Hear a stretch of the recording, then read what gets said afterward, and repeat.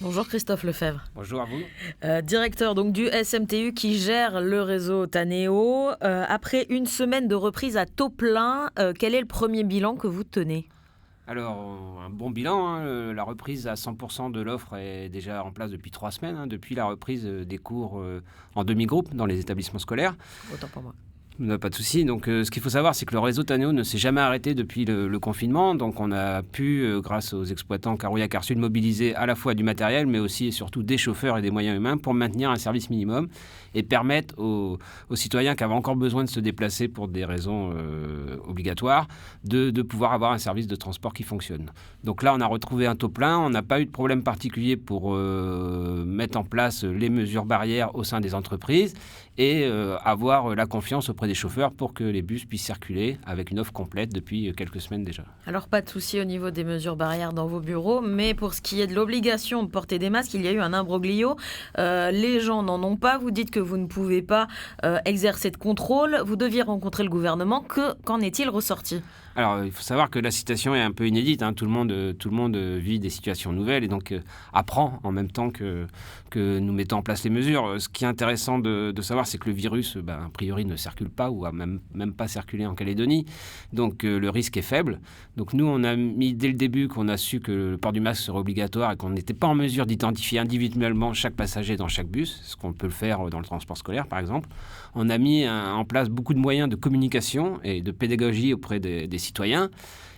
Malheureusement, nous n'avions pas de moyens matériels pour offrir près de 30 000 masques à nos usagers. On l'a fait uniquement pour le transport scolaire, où on a mis en place 1600 masques en tissu pour les scolaires, à charge à eux ensuite de les entretenir et de les laver.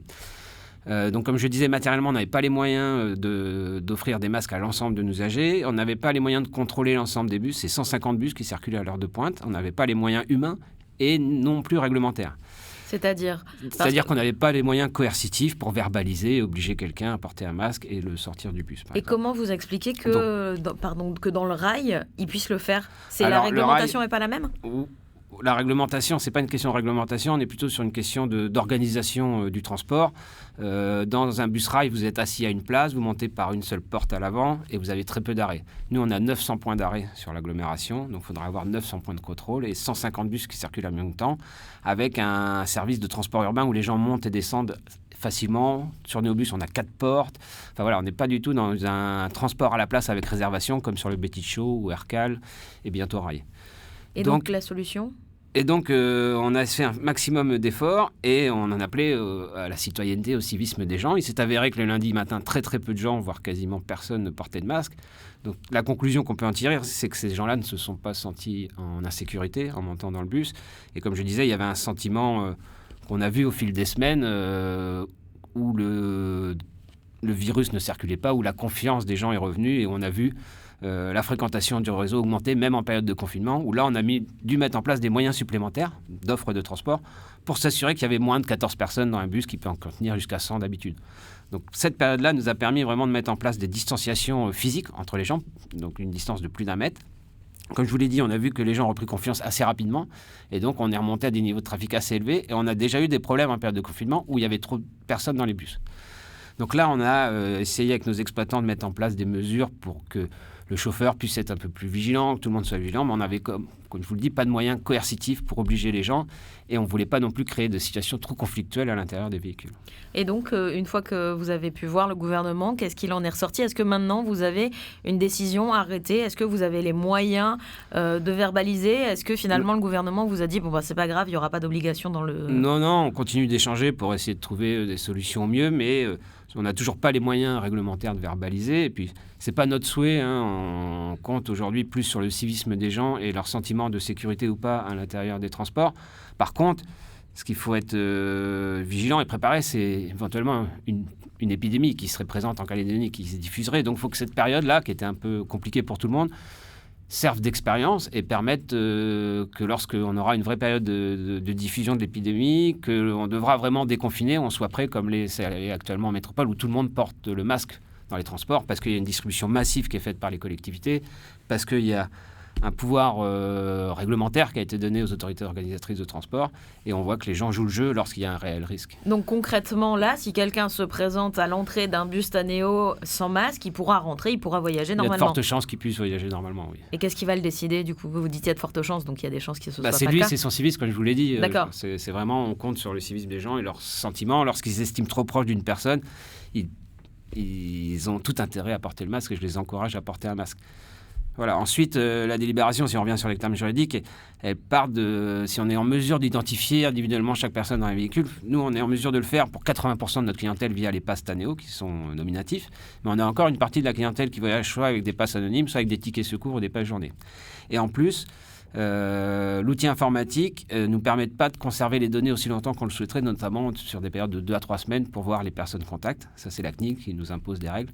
Et donc, on n'a pas la possibilité de pouvoir tracer, et ce n'est pas notre volonté, les gens sur plusieurs jours à l'intérieur de nos véhicules. Donc, c'est pour ça qu'en théorie, le port du masque est bien obligatoire. À 7h08, l'invité de la matinale, je le rappelle, ce matin, nous sommes avec Christophe Lefebvre, le directeur du SMTU. Le standard est ouvert. Vous pouvez dès à présent poser toutes vos questions au 258 258. Charlotte Mestre. Christophe Lefebvre, en parlant de ces obligations de contrôle, la question d'une police des transports revient sur la table. Où en est cette réflexion ? Alors, depuis la mise en service du réseau Taneo et même depuis le début de l'année 2019, il y a des moyens de sécurité supplémentaires qui ont été actés. On ne parle pas d'une police de transport, mais bien une équipe d'agents de sécurité qui peuvent être soit des salariés de l'entreprise de transport, soit de salariés privés, qui sont là pour une mission de médiation et de sécurisation du réseau de transport. Mais elle n'a pas le pouvoir d'une police de transport avec possibilité de contrôle d'identité, par exemple. On est vraiment sur un service de sécurité intérieur transport qui vérifie le règlement intérieur du transport, et notamment la bonne tenue, les personnes non alcoolisées dans les véhicules, et puis la possession d'un titre de transport. Et donc, pour ce qui est de la fraude ou pour ce qui est de la verbalisation des gens, il n'y a toujours rien qui est mis en place. Est-ce qu'il y a une réflexion, du coup, qui est en place pour sur permettre... Vous parlez de port du masque ou en général ? En général. En général, on a nos pourrait, équipes de contrôle qui peuvent verbaliser, mais uniquement sur notre règlement intérieur, c'est-à-dire en grande partie la possession d'un titre de transport en valide. Après, il peut y avoir des verbalisations sur dégradation de biens qui appartiennent à l'exploitant. Mais c'est essentiellement sur la fraude qu'il y a des verbalisations au sein de notre réseau. Et dans ce cas-là, il ne faudrait pas changer votre règlement intérieur pour intégrer le masque ? Alors ça, c'est des possibilités qu'on est en train de regarder aussi, et voir comment, à notre niveau, on peut imposer à nos usagers ce port du masque. Donc il y a un petit embrouillot juridique à démêler pour pouvoir inscrire ça dans nos règlements d'exploitation lorsqu'il y aura une prochaine crise. Et pour ce qui est du travail avec les forces de l'ordre, vous le demandiez du coup par rapport à cette mise en place du masque. Est-ce que c'est quelque chose qui a été en réflexion à un moment, qui est toujours réfléchi ? Sur le travail avec les forces de l'ordre, on a plus travaillé avec eux au moment du confinement, où il y avait des contrôles sur les autorisations, les dérogations de déplacement. Là, effectivement, on a eu des échanges et des opérations qui ont été communes avec les forces de l'ordre qui ont permis de filtrer un peu le trafic, parce qu'on se rendait compte qu'il y avait de plus en plus de déplacements, et des déplacements qui n'étaient pas forcément autorisés ou utiles. Pour revenir sur la période du confinement et la période de service minimum, on se doute que même si les bus ont continué à rouler, il y a eu des conséquences. Quelles sont-elles ? Alors, les conséquences directes, c'est des recettes commerciales qui ont été en forte baisse. Avant le confinement, on transportait près de 45 000 voyageurs jour, et dès les premiers jours de confinement, on est tombé à 3 000 voyageurs jour. Mais comme je vous l'ai dit, on a maintenu quand même un service minimum de transport et assez conséquent pour permettre aux gens d'avoir une distance raisonnable entre eux à l'intérieur du bus, plus d'1 mètre. Et donc, on a eu des charges qui ont diminué, mais pas autant que les recettes commerciales. Donc oui, on a des pertes sèches directes.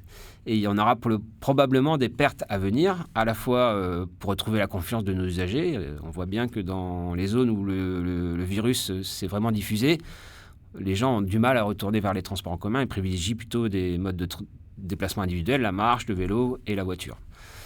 Et donc, on aura une perte structurelle de nos recettes commerciales sur l'année 2020, voire plus. Et aussi, on risque d'avoir des pertes de recettes fiscales. On a notamment une ressource qui est liée à l'importation de gasoil et d'essence sur la TPP. Et donc, si l'activité économique se ralentit, si les importations de pétrole baisse, on aura immédiatement une baisse de la fiscalité liée à ces importations. Le rail, pour cette période, estime les premières pertes à environ 70 millions. Est-ce que vous avez une estimation et si oui, quelle est-elle ? On est en train d'affiner l'estimation, elle est bien plus élevée, elle est plutôt à 3 chiffres, on parle de plusieurs centaines de millions. Et pour ce qui est des aides qui pouvaient être distribuées par le gouvernement, par les provinces, les mesures de chômage partiel ou ce genre-là, est-ce que vous avez pu en bénéficier ? Alors, et sinon, nous, au SMTU, on est l'autorité organisatrice, on est une petite structure, c'est 20 agents, donc nous, on a pu se mettre en télétravail ou en congé exceptionnel pour ceux qui avaient des gardes d'enfants, donc il n'y a pas eu besoin d'utiliser le congé partiel, le chômage partiel, de toute façon, on est une administration, mais nos entreprises, les exploitants, Carouilla et Carsud, ont pu mobiliser ces aides.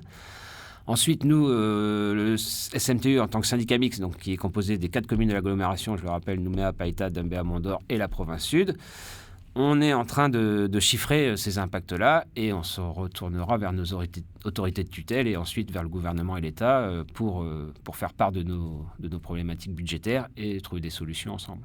Est-ce qu'il va y avoir des conséquences sur les tarifs ou sur les abonnements qui n'auraient pas pu être utilisés pendant la période de confinement ? Alors, sur le pass Tanéo, le transport, le réseau Tanéo, ce qui est intéressant, c'est qu'il n'y a plus de notion d'abonnement. Donc les gens qui avaient un pass Tanéo avec 3 000 francs dessus au début du confinement, qui n'ont pas voyagé pendant un mois, ont toujours leurs 3 000 francs sur le pass. Donc ça, aujourd'hui, on n'a pas de problème commercial à traiter au niveau du pass Tanéo. On a une petite problématique, c'est sur le transport scolaire, où effectivement, on a près de 15 jours qui n'ont pas été circulés, sur un total de 150 à l'année, donc environ 10% des jours qui n'ont pas été consommés. Donc on a un comité syndical qui va se tenir à la fin du mois, qui va certainement proposer une réduction tarifaire pour le prochain trimestre. Et comment les parents seront informés, parce que c'est eux qui payent ? On est en contact direct avec eux, on a leur mail, on a leur téléphone, on communique via SMS, donc on aura une communication large qui sera diffusée aussi dans les établissements. Vous avez déjà eu des demandes ? Oui, quelques demandes ponctuelles via notre formulaire de contact par mail. La conséquence du coronavirus également, c'est qu'il n'y a plus de bus de vente à l'intérieur des bus, vous le disiez. Ça suppose une remise en service de toutes les bornes qui ont pu être malmenées. Est-ce que ça a été fait ? Alors les bornes, malheureusement, on a toujours un état de dégradation assez linéaire. On a sur une quarantaine de bornes, environ une douzaine qui sont dégradées en continu. On a beau les réparer, on a toujours un taux de disponibilité du parc d'environ 70%. Donc j'invite les usagers à un maximum de patience. Et je les encourage aussi lorsqu'ils passent à la gare d'échange Moselle où maintenant on a 5 bornes et qui, heureusement, elles ne sont très peu dégradées, de recharger à ce moment-là. On est aussi en train de développer notre boutique en ligne et un réseau de dépositaires. On travaille aussi avec quelques centres commerciaux pour pouvoir mettre des bornes dans des lieux où il y a un maximum de public et aussi dégager de l'espace public pour éviter les dégradations qui sont assez conséquentes. Et ça, sous quel délai ça peut être fait ? Là, on est en train de faire ça dans les prochains mois. Là. Donc, on a encore une nouvelle borne qui va être installée à l'université la semaine prochaine. Dans 2 semaines, on a une qui va être installée à la mairie de Dembéa Nord, l'ancienne mairie de Dembéa. Et j'espère dans les centres commerciaux d'ici quelques semaines également. Aujourd'hui, on comprend bien que les projets du SMTU, le développement du réseau Tanéo ont été un peu empêchés par cette crise sanitaire. Pour autant, comment voyez-vous la suite de l'année 2020 ? Alors, la suite de l'année 2020, on va s'attacher à évaluer l'impact de cette crise-là, trouver les solutions pour pouvoir boucler budgétairement l'année 2020, notamment en termes de trésorerie, pour que nos exploitants puissent continuer à être payés et à rouler. Et j'espère qu'on pourra aussi continuer à mettre sur la table des projets, parce que cette économie, j'ai cru entendre qu'il fallait qu'elle continue de fonctionner, et bien sûr, et notamment en termes d'investissement. Donc on voit que la ligne 1 Néobus est un franc succès, une forte fréquentation, des gens qui adhèrent. Et on sent que les quartiers ou les habitants, voire les communes qui ne sont pas desservies par le Néobus, le réclament. Donc il y a peut-être intérêt à développer des lignes, la ligne 2, la ligne 3, vers Ducos, vers le Mont d'Or, pour pouvoir prolonger et développer ce réseau Tanéo. Et donc ça, c'est le travail des prochains mois. Oui, on a déjà une étude qu'à 8h, je vais aller présenter aux collectivités. Donc, on a lancé des premières études. On a quelques premiers crédits à notre budget. Après, on verra ce que les autorités mettent en place pour les plans de relance économique et comment on peut s'insérer dans ces nouveaux crédits qui vont être votés. Christophe Lefebvre, directeur du SMTU, le syndicat mixte des transports urbains. Merci d'avoir été notre invité ce matin. Merci à vous. C'était l'invité de la matinale sur la première.